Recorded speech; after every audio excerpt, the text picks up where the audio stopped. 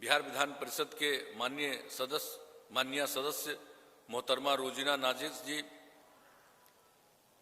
औरंगाबाद जिला परिषद की अध्यक्ष श्रीमती प्रमिला देवी जी, यहाँ उपस्थित पूर्व मंत्री श्री अभिराम शर्मा जी, पूर्व मंत्री श्री कृष्णनंदन प्रसाद वर्मा जी, पूर्व मंत्री श्री विनोद प्रसाद यादव जी, पूर्व विधायक श्री अभय कुशवाहा जी, पूर्व विधायक श्री अशोक कुमार सिंह जी, पूर्व विधायक श्री अजय पासवान जी, पूर्व विधायक श्री राहुल शर्मा जी, पूर्व विधायक श्री रणविजय सिंह जी, पूर्व विधायक श्री कृष्णनंदन प्रसाद यादव जी, पूर्व विधायक श्री ललन भुइयां जी और इस समाज सुधार अभियान में उपस्थित सभी जनप्रतिनिधिगण, उपस्थित बहनों एवं भाइयों, मैं सबसे पहले इस कार्यक्रम में आपकी उपस्थिति के लिए आपको धन्यवाद देता हूं कि आप सब इस समाज सुधार अभियान के इस खास कार्यक्रम में मौजूद हैं। और आपको मालूम है कि हम लोगों ने जो समाज सुधार अभियान पुनः प्रारंभ किया है, और ये कार्यक्रम तो हम लोगों का पहले, चाहे शराबबंदी का काम हो 16 से लागू हुआ, और जो हम लोगों ने अभियान चलाया जो बाल विवाह और दहेज प्रथा के खिलाफ, वो भी 17 में शुरू किया। तो इस प्रकार से इन सब चीजों पर तो हम लोगों का निरंतर अभियान चला है और प्रारंभ से ही विकास का काम हम लोग करते रहे। और शुरू से ही हमने क्या कहा, न्याय के साथ विकास यानी न्याय के साथ विकास होना चाहिए, और इसी काम को हम लोग प्रारंभ से करते रहे। क्या सबके हित में है, क्या सब कुछ ठीक ढंग से होना चाहिए? तो आप सबको तो मालूम है कि जब से आप सब लोगों ने, बिहार के लोगों ने जो काम करने का मौका दिया, और 24 नवंबर को 2005 में हम लोगों ने शपथ ग्रहण किया, तो तब से जो काम करना शुरू किया और समाज में कैसे हम सुधार लाएं, हम पूरे सब लोगों का कैसे हम विकास करें, सब लोगों को आगे बढ़ाएं, और जो हालत थी उसको देख करके एक एक चीज का आकलन हम लोगों ने पहले से किया था। जो हालात उन दिनों के थे उससे हम सब लोग परिचित थे और सब लोगों को कहा करते थे। क्या हालत था? शाम होने के बाद कोई घर से निकलने की हिम्मत करता था? ये हालत थी उस समय की। और इसके बाद काम कौन सा होता था? जब गांव जाना है तो शायद ही कुछ गांव को पहुंचने के लिए रास्ता बना रहता था। सड़क कहां था? हम ही लोग जब जनप्रतिनिधि थे, सांसद थे अपने अपने इलाके में, तो कुछ इलाका तक तो सड़क मुख्य जगहों पर था, लेकिन अंदर जब जाते थे तो पैदल ही न जाना पड़ता था। केंद्र में मंत्री भी थे श्रद्धेय अटल जी के नेतृत्व में, और जब लौट करके अपने क्षेत्र में जाते थे तो एक दिन अगर अपने क्षेत्र में जाते थे तो औसतन 12 किलोमीटर पैदल चलते थे। यह स्थिति थी। और क्या हालत थी लोगों की। और जब हम लोग कहीं कहीं दौरा करते थे और शाम होता था, तो हम तो अपने इलाके की बात नहीं, कहीं भी जाते थे तो देखते थे कि शाम होते होते उसके बाद कोई नहीं बाहर निकलता था, पूरा का पूरा मुख्य रास्ता ऐसे ही बंद रहता था। तो ये हालत थी। और कौन सा हाल था? तो एक एक चीज को देखते हुए, और क्या गरीब गुरबा तबके के लोगों की स्थिति थी, महिलाओं की क्या स्थिति थी, इन सब चीजों को देखते हुए ही हम लोगों ने सबके कल्याण के लिए काम किया। और जो काम किया हम लोगों ने, चाहे आप देख लीजिए, महिलाओं के लिए काम किया, अल्पसंख्यक समुदाय के लिए काम किया। आप लोग जरा याद करिए, अनुसूचित जाति जनजाति के लिए काम किया, अति पिछड़े वर्ग के लिए काम किया। काम तो सबके लिए किया, लेकिन ये किनारे पड़े हुए थे, इसलिए इनको आगे बढ़ाने के लिए और मुख्य धारा से जोड़ने के लिए इन लोगों के लिए विशेष पहल की। और क्या हालत थी महिलाएं, उनको कोई काम मिलता था? और जो महिलाओं की स्थिति थी, अपने गांव में खेत वगैरह में तो कुछ काम कर लेती थी, लेकिन कोई इज्जत नहीं। तो जो स्थिति थी, बच्चियों को पढ़ने में दिक्कत, लोगों की आर्थिक स्थिति ऐसी थी और 5वें क्लास तक तो कुछ पढ़ लेती थी, लेकिन 5वें क्लास के बाद उसको आगे भेजना था तो उसके लिए ठीक ठाक कपड़ा चाहिए, तो देने की स्थिति में नहीं। तो ये सब जो हालत थी उन दिनों की, उसके सुधार के लिए हम लोगों ने क्या किया था? और सबसे पहले महिलाओं को आगे बढ़ाने के लिए जो हम लोगों ने, जो पंचायत का चुनाव 2006 में होना था, हम लोगों ने कानून बनाया और महिलाओं के लिए 50% का आरक्षण किया। और उसके पहले जो 2000 में चुनाव हुआ था, तो महिलाओं को तो छोड़ दीजिए, अनुसूचित जाति जनजाति को भी आरक्षण नहीं था। तो हम लोगों ने अनुसूचित जाति और जनजाति को उनकी आबादी के मुताबिक जो भी 16% और 1% का आरक्षण, और पिछड़ों में जो अति पिछड़े लोग थे उनके लिए 20% का आरक्षण, ये सब किया। और महिलाओं के लिए 50% का आरक्षण इस देश में पहली बार हुआ पंचायती राज व्यवस्था में। और जो केंद्र में कानून बना था और उस कानून के मुताबिक 1/3 महिलाओं के लिए आरक्षण था। लेकिन ये बिहार पहला राज था, जब आप लोगों ने मौका दिया तो हम लोगों ने महिलाओं के लिए 50% का आरक्षण किया। और उसके अगले साल जो नगर निकायों का चुनाव हुआ, उसमें भी हम लोगों ने महिलाओं के लिए 50% का आरक्षण किया। तो कितनी बड़ी संख्या में महिलाएं निकली घर से और जनप्रतिनिधि बनी, और किस तरह से उनको आगे काम करने का मौका मिला। लड़कियों को आगे पढ़ाने के लिए पोशाक योजना, और उसके साथ और आगे बढ़े साइकिल योजना। जब 9वीं क्लास में हम चाहते थे लड़कियां और पढ़े, कोई साइकिल नहीं चलाती थी। यहां तक कि राजधानी है पटना, उस पटना में भी कोई लड़की को साइकिल चलाते हुए नहीं देखा था। जब हम लोगों ने साइकिल योजना की शुरुआत कराई और 2008 से लागू किया, कितनी खुशी हुई लड़कियों में। और कुछ लोग तो जानते ही है, जब हम अच्छा काम करते हैं तो कुछ लोगों को बड़ा बुरा लगता है, तो हम पर बोलने लगे कि भाई लड़की को दे रहे हैं साइकिल, अभी लड़की साइकिल निकलेगी, साइकिल पर निकलेगी, लोग तंग करेगा। हमने हंसते हुए कहा, कोई की हिम्मत नहीं, कोई तंग नहीं करेगा, हर परिवार को दे रहे हैं जो भी अपने परिवार को पढ़ाएंगे। और बताइए कितना अच्छा माहौल हुआ, कोई घटना घटी और लड़कियों में कितना उत्साह आया। और जब 2 साल तक लड़कियों के उत्साह को देखा तो लड़कों ने भी हमसे मांग किया कि हम पर भी ध्यान दीजिए। तो हमने 11 के बाद से लड़कों के लिए भी साइकिल योजना करा दिया। लेकिन अब कितनी लड़कियां पढ़ती हैं? अब ये जान करके आप लोगों को खुशी होगी कि 1 साल पहले जो मैट्रिक की परीक्षा हुई, मैट्रिक की परीक्षा में लड़का से भी लड़की 200-300 ज्यादा थी। अब ये स्थिति लड़कियों की हो गई। तो अब इतना ज्यादा लड़कियों का, और सरकारी सेवाओं में 35% का आरक्षण। और अभी हमारे बता रहे थे आपको, डीजीपी सब कुछ बता रहे थे। और पुलिस में महिलाओं का आरक्षण। आपको मालूम है कि अब बिहार के पुलिस में जितनी महिलाएं हैं, देश के किसी भी राज्य में उतनी महिलाएं पुलिस में नहीं है। अब 25,000 से भी ज्यादा पुलिस में महिलाएं हैं। तो एक एक काम हम लोगों ने महिलाओं के उत्थान के लिए और इसी तरह से अन्य लोगों के उत्थान के लिए हम लोगों ने काम किया। और जब लगा कि ये सब काम तो हो रहा, और उसी समय स्वयं सहायता समूह बहुत न के बराबर बिहार में था, लेकिन फिर भी उसको हम देखे 2006 में और हमने कहा ठीक काम नहीं हो रहा है इसमें, तब भी महिलाओं में जागृति आती है। और उसी के बाद हमने वर्ल्ड बैंक से कर्ज लेकर के हमने बिहार के लिए शुरू किया और तय कर दिया कि एक एक गांव तक हम इसको करेंगे और 10 लाख कम से कम हम स्वयं सहायता समूह बनाएंगे। आज 10 लाख से भी ज्यादा स्वयं सहायता समूह हो गई। अब 1,30,00,000 से भी ज्यादा परिवार अब जुड़ गई स्वयं सहायता समूह से। और इसका नामकरण हमने किया स्वयं सहायता समूह का, बिहार में नामकरण किया जीविका।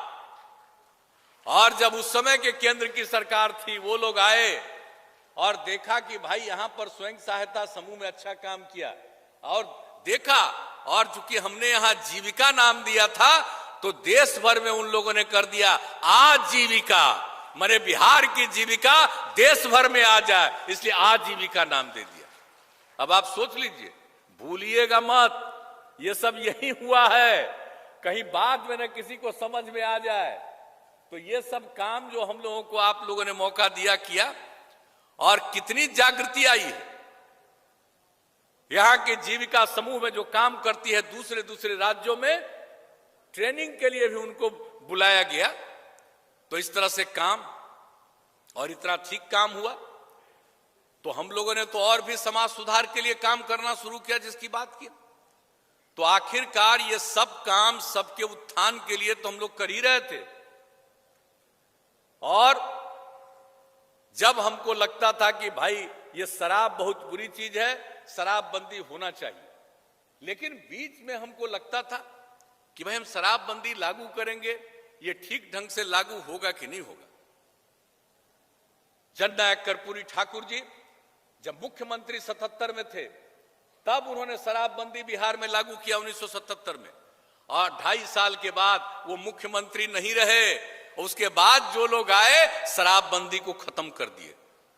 तो उसको देख करके मुझको लग रहा था कि पता नहीं कैसे होगा, लेकिन अभियान चलवाना हम लोगों ने 11 से शुरू कर दिया, और लोगों के बीच में, और कई गांव में लोग शराब को पिलाना बंद कर रहे थे, लेकिन फिर भी शराब पीने वालों की संख्या बढ़ती चली जा रही थी।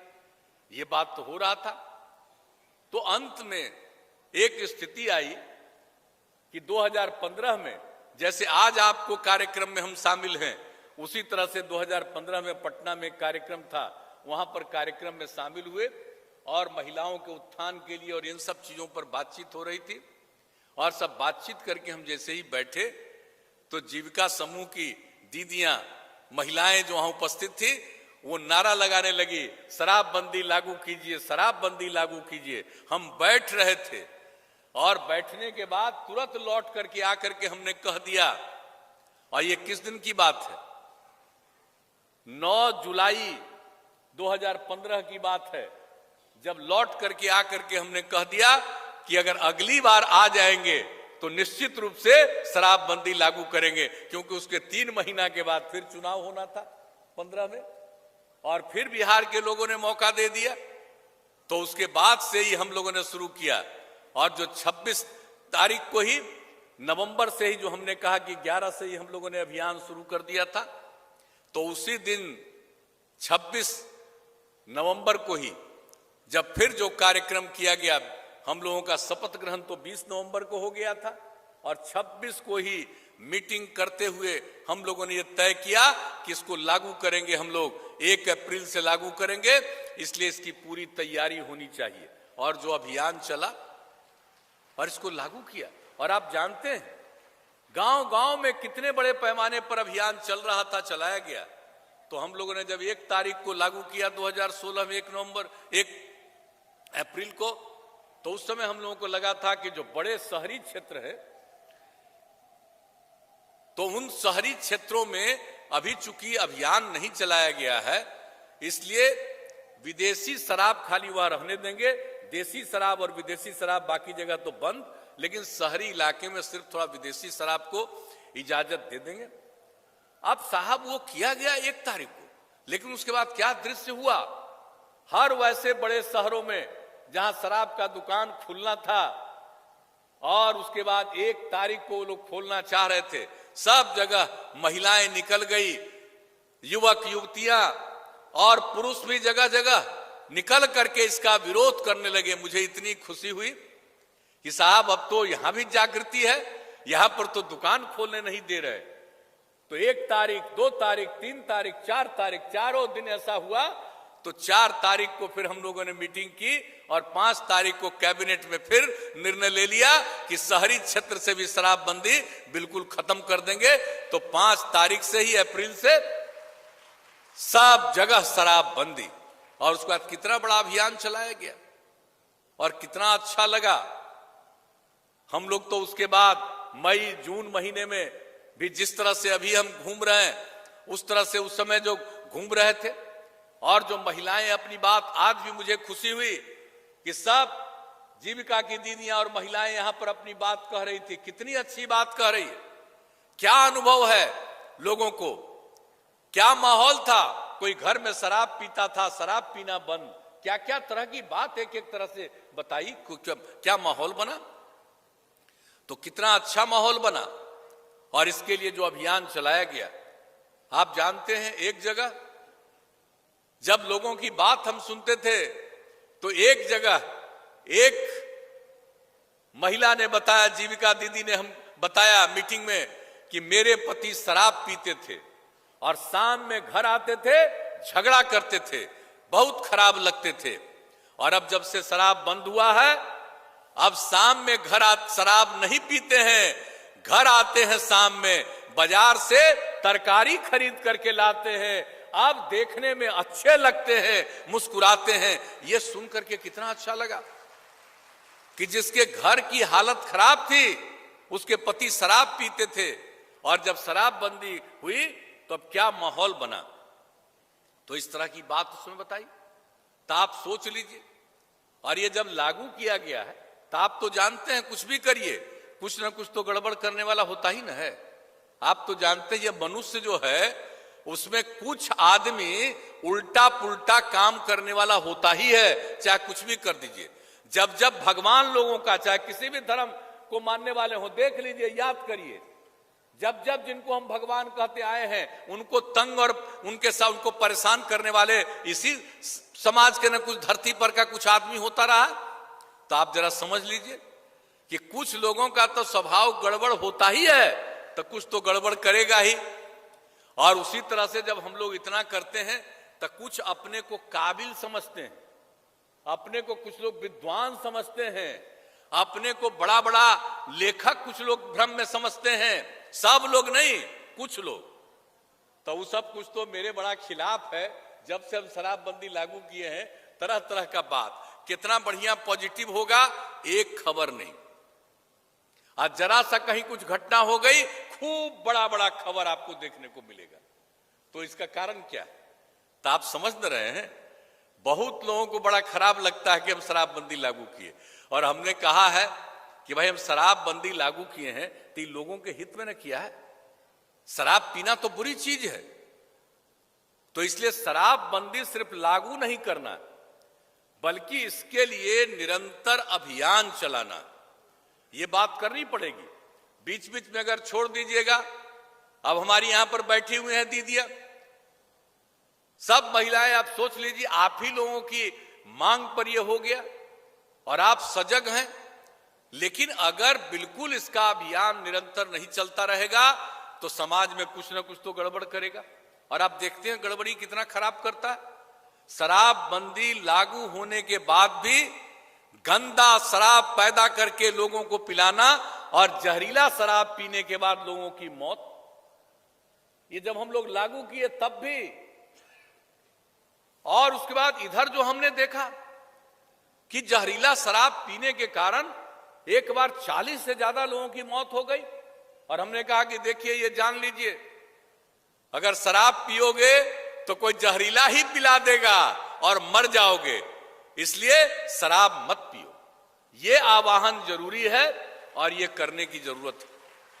तो इसके लिए हम लोगों को लगा कि भाई इतना दिन से तो काम हो रहा, हम लोग इस चीज को क्यों नहीं और फिर चलाएंगे।